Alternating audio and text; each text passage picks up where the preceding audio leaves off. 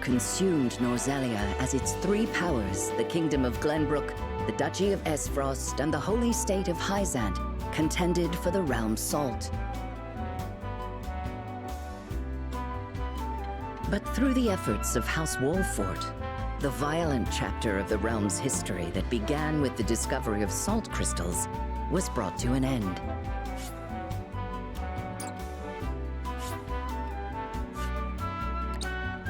The world, united under the rule of King Roland of Glenbrook, took its first steps toward a bright new era. And on one peaceful day, a group of stalwart allies gathered at long last for a wedding.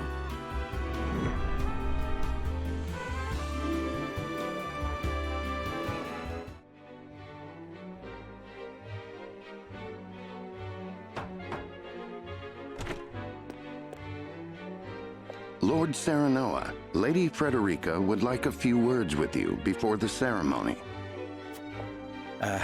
Good morning, Frederica. I look forward to the ceremony today. As do I, Serenoa. Did you sleep well last night? Truth be told, I did not. And yourself? Unfortunately, I couldn't seem to calm my nerves. Well now, it's not every day you see the heads of House Wolfort looking so ill at ease. I must agree, Roland. I can scarcely recall the last time I felt so nervous. Though I am happy that this day has finally come, I am even more anxious than when facing an army. Is that so? I must admit, even I'm beginning to feel on edge now. Understandably so. The significance of being united with the one you love far outweighs any battle. You are right, Benedict. As always. 'Tis also far more joyous.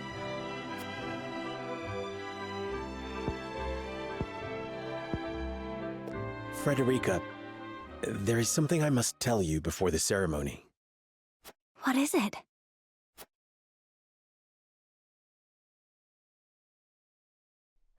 It's about my lineage. You see,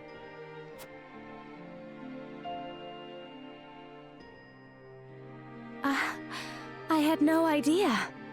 So that means that you and Roland are... They were the last words of Lord Simon, and a secret that shall never leave this room. I apologize for telling you now, but I wanted you to know the truth before we wed. As did I. I thank you for confiding in me. But knowing Serenoa's lineage changes nothing. Because I love you for who you are, and not where you came from. As I love you, Frederica. Thank you. Allow me to share in this glorious day with a vow. I swear to be a king worthy of your trust.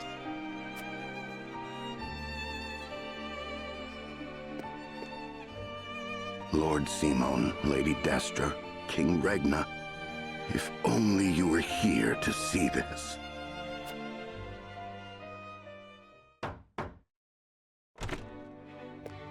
Pardon the intrusion, but it is time for Lady Frederica to get changed. But of course, I cannot thank you enough, Jerome. If it weren't for you and the others in the village, I would not be able to wear a traditional Rosellan gown on my wedding day. It is our pleasure. Please, let me thank you in return for the honor of officiating the ceremony. An honor well deserved. After all, it was your faith in House Wolfort that brought us to where we are today. The Roselle are part of our family. As House Wolfort is a part of ours, we shall be ever at your side. There you are, Your Majesty. The bride and groom are very busy and ought not to be bothered. Bothered? I simply came here to give them my blessing. Unless I am bothering you. Far from it, Roland. Indeed. Being in your company puts me at ease. It seems you two have returned to your usual selves. Shall we make for the ceremony now? Have you come to tell me something, Huette? Yes, my lord. Lady Cordelia asked me to summon you. Has she now? Very well then. Let us see what she needs.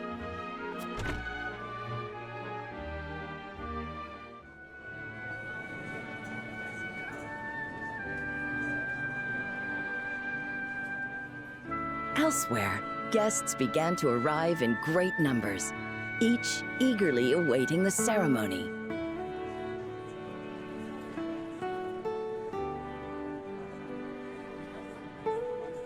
I wonder if Frederica has changed into her gown by now.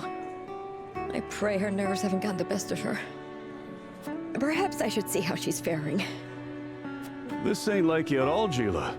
I'm sure the young lady's doing just fine. But that girl has always been too serious for her own good. How curious. This is the first time I've seen you so nervous. I know how you feel, but you gotta calm down. It's not like you can walk down the aisle for her. No, I cannot. Truth be told, I never expected to hear such words from you, Eridor. In fact, I anticipated you to be the most anxious among us, given your history with Lord Serenoa. There ain't nothing for me to worry about. The wee lad's grown into a fine young man. He brought peace to this land with his own two hands. He's no less a hero than his father was. Aye, and Frederica was beside him every step of the way. I suppose you're right. I needn't worry over her any longer. It seems I have much to learn from you, Eridor. Though there is something you should know. The more nervous Eridor is, the calmer he feigns to be. I imagine he's doing all he can to hold back tears right now. Quiet, Anna. I refuse to ruin their big day with my weeping and wailing. Even though the young lord is... well, he's all grown up and getting married and... to such a perfect bride. It's refreshing to see you haven't changed. There is one more thing you should know. I, too, am proud to be here to witness their union. As members of House Wolfort, let us do all we can to support our leaders. As if I'd do any different. Together, we can ensure a bright future for both them and Norzelia. Aye, what a joyous day this is. Let's celebrate with spirits, and lots of them.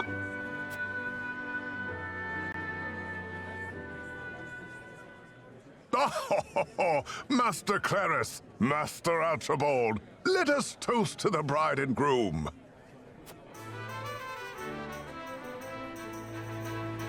Oh, what a happy day. There is nothing more delightful than a wedding. You certainly are in high spirits, Master Lionel. 'Tis not only Lionel, my friend. Today, everyone across the realm rejoices. Let us drink to Lord Serenoa and Lady Frederica, the future of Norzelia. Aye. The battles we fought were as bloody and brutal as those of the Salt Iron War. But they carved the path to a new era, one where the three nations work together at long last. I propose a toast to peace, freedom, and salt. I couldn't agree more. Those three are precious treasures to us merchants. Oh-ho! Forgive Lionel for prying, Master Claris, but it sounds like you found a way to make some coin.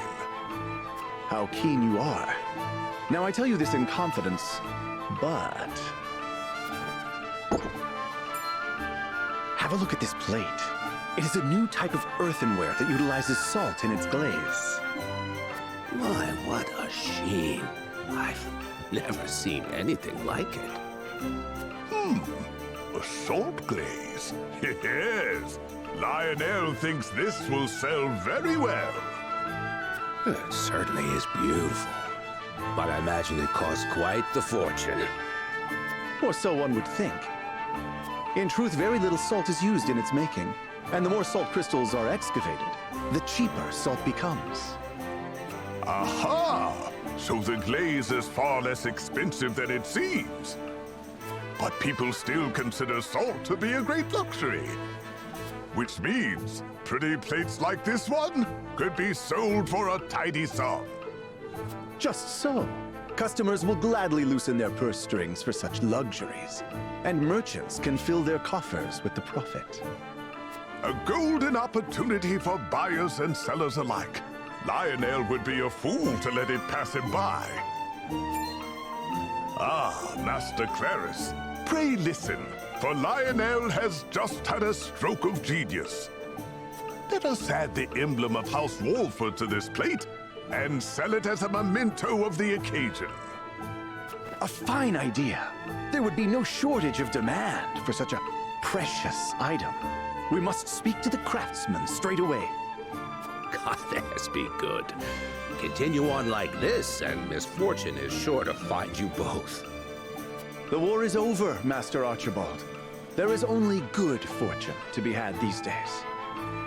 Indeed, 'tis a golden age in every sense of the word. I disagree. Master Archibald speaks true. If you dare sully the Wolfort name to line your pockets, misfortune will find you. Anna! Your stealth never ceases to amaze, Lionel. Please do not misunderstand. We were merely jesting, yes. Ha-ha. I pray that is the case, for your sakes. Lionel is sorry. Please accept our humblest apologies. Perhaps you ought to heed this old man's words next time. But saying that now may just be rubbing salt in the wound. Master. You'll have to forgive an old man his word plays on this joyous day. Yes, I suppose I will.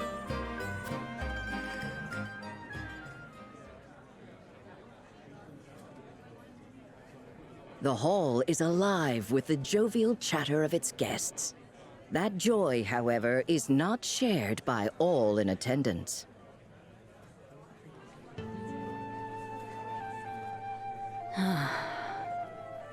Is something the matter, Lila? You seem more dour than ever.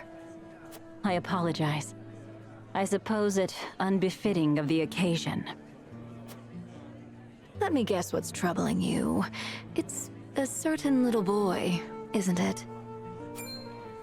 How dare you meddle in my affairs, Milo? Don't take it personally. Meddling is what I do. You didn't tell him anything, did you? Like what? The fact that his mother is overseer of the Ministry of Medicine? Is that a threat? What is it that you want? I should be asking you that. The war is over and your position is changed. Why don't you go see your son? Idor was at fault for what happened, not you. Whatever the reason, it won't change the fact that I abandoned him. I haven't the right to call myself his mother, especially after all this time. Besides, I have yet to atone for my sins. I've been tasked with governing Hyzant, so I haven't the leisure of... Yes, so much responsibility, so little time. Yet another pretty excuse to stand idly by. Now that you've had your turn to speak, allow me to take mine. There is a boy who has been highly anticipating today's ceremony. He is a special child who can peer into the future. And in that future, he has seen his mother embrace him at long last, here and now. Unfortunately, for however hard he tries, he cannot see his mother's face. He's been searching for her for a long, long time. He even made it through the war, ever dreaming of their reunion. I see. But it's quite easy to change the future he sees. All one has to do is stand around and sigh. Perhaps it's a befitting punishment for someone who used magic to toy with life. But I think if she truly wishes to atone for her sins, she ought to start with her own child first. Here he comes. What will you do? I want his dream to come true. Thank you for helping me see that. Think nothing of it. I simply wish to see those darling eyes of yours fill with tears. And still, I am in your debt.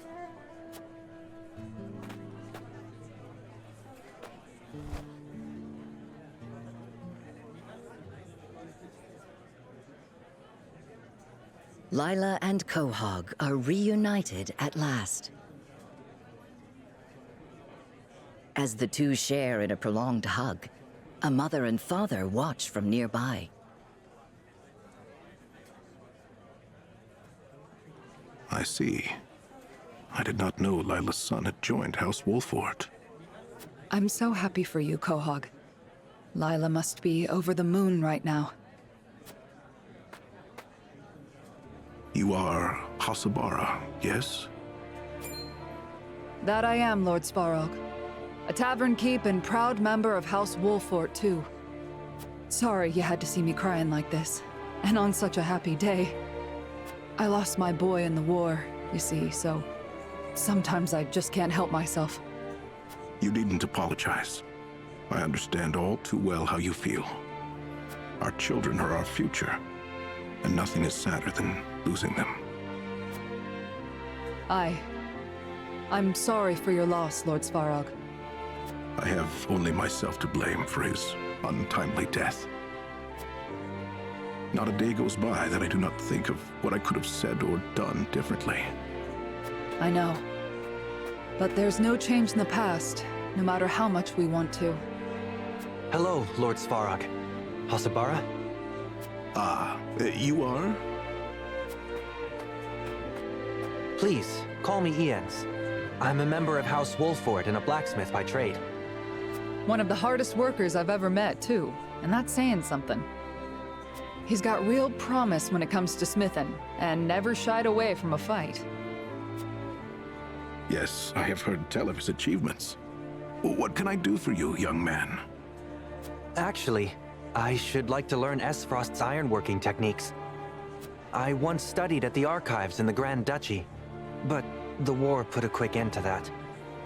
Now that the fighting is over, I want to craft things other than weapons. Like fine tools, bridges, buildings, and ships. I want to use my skills to create things people will need in the peaceful days ahead. And the Esfrosti know how to work iron better than anyone.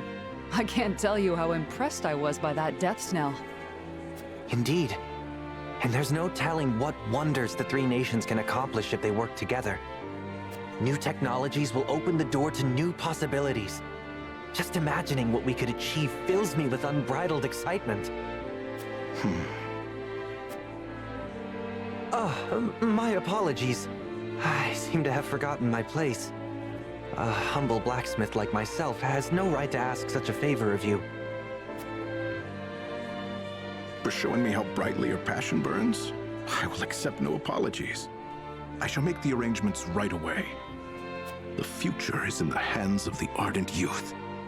I have high hopes for you, Ians. Thank you, Lord Svarog. I won't let you down. I'm already looking forward to seeing what you come up with. Hasabara, it is true that we cannot change the past, but we can help shape the future. Aye. The love between a parent and their child will never die, and neither will their dreams. It's up to us to keep their memory alive. Indeed, we must be as ardent as the youth of today. I will keep moving forward, so please, watch over me, Dregan.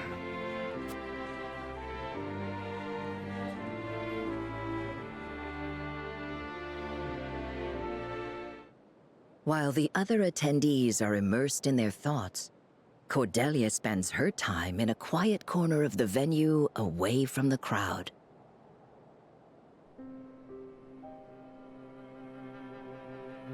Why won't you attend the ceremony, General of Laura? Please understand, Lady Cordelia.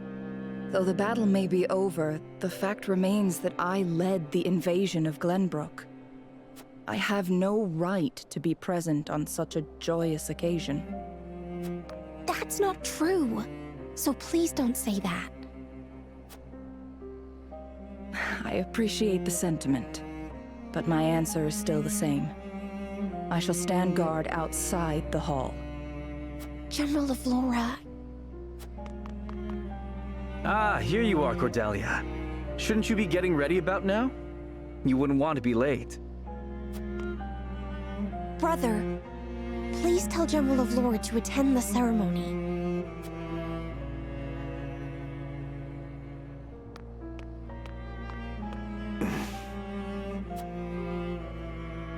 Your Majesty, my hands are stained with blood.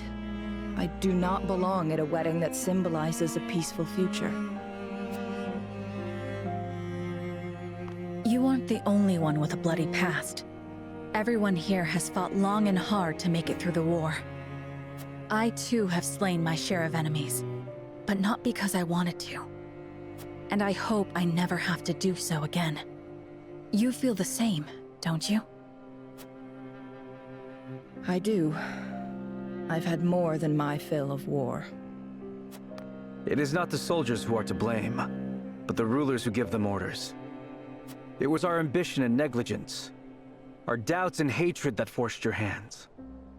For this, I apologize to you both. Know that I intend to spend the rest of my life atoning for it. Your Majesty. But you have brought peace to the realm, King Roland. Not by my power alone. I owe a great deal of thanks to those who stood beside me.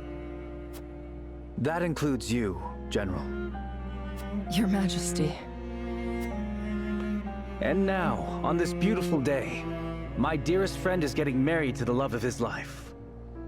I hope you will join us as both Cordelia's knight and someone who will help us shape the realm's future. We ought to set our eyes on the days ahead, not the ones behind us. I'm sure father and brother would agree.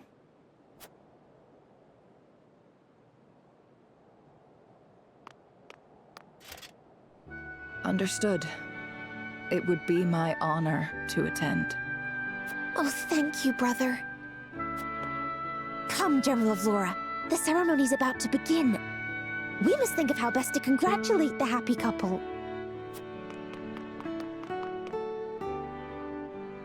Well said, Your Majesty. It seems your feelings got through to the General. And I feel better for it. But this is just the beginning. It was Cordelia who first realized the importance of our future over our past. She has truly become strong. But you have as well. You are a fine lord. As a member of the Kingsguard, that I can assure you. Is that your way of reminding me of my place here within the walls and not gallivanting about town? Precisely. Now, let us make for the ceremony.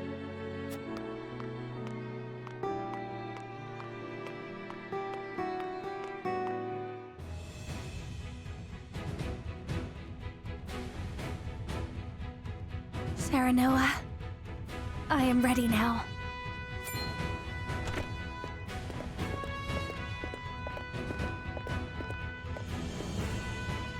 That Rosellan gown suits you perfectly, Frederica. You look like a rose in full bloom. Thank you. It pleases me to hear you say that.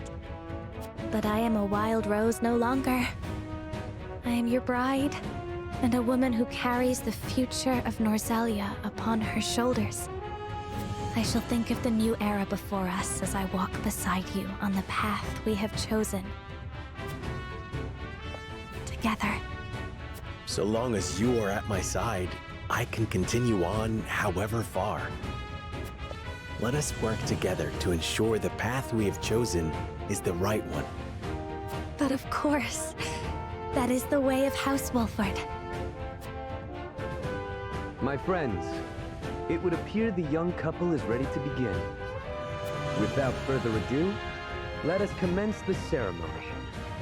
Please welcome the bride and groom, Frederica Esfrost and Sarah Noah Wolford.